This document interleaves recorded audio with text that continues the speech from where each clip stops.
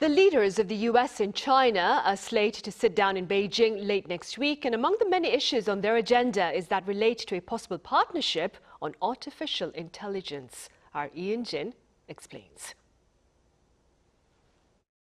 The leaders of the United States and China are set to meet next week. And according to the Wall Street Journal, citing people familiar with the matter, Washington and Beijing are weighing the launch of official discussions about artificial intelligence. This comes at a time when risks posed by AI are more threatening than ever.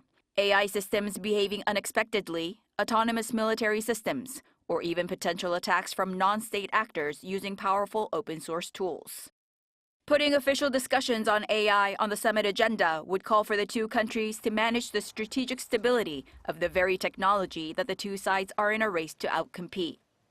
This would be the second time that the topic of AI discussions has reached the presidential level, following previous engagement between former President Joe Biden and Xi Jinping in November of 2023.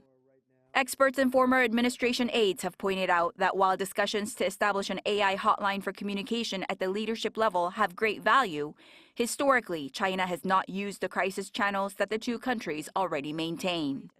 Rather than an alliance, the U.S. and China would need to prioritize AI safety and stability. New York Times columnist Thomas Friedman said the Trump-Xi summit next week could be the most significant encounter between American and Chinese leaders since Richard Nixon met Mao Zedong in Beijing in 1972.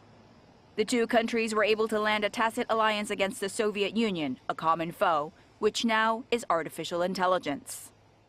Separately, on Thursday, former U.S. Deputy Secretary of State Kurt Campbell was asked during a press meeting whether the upcoming summit would include efforts on North Korean issues, including the return of Trump's personal diplomacy with Kim Jong-un.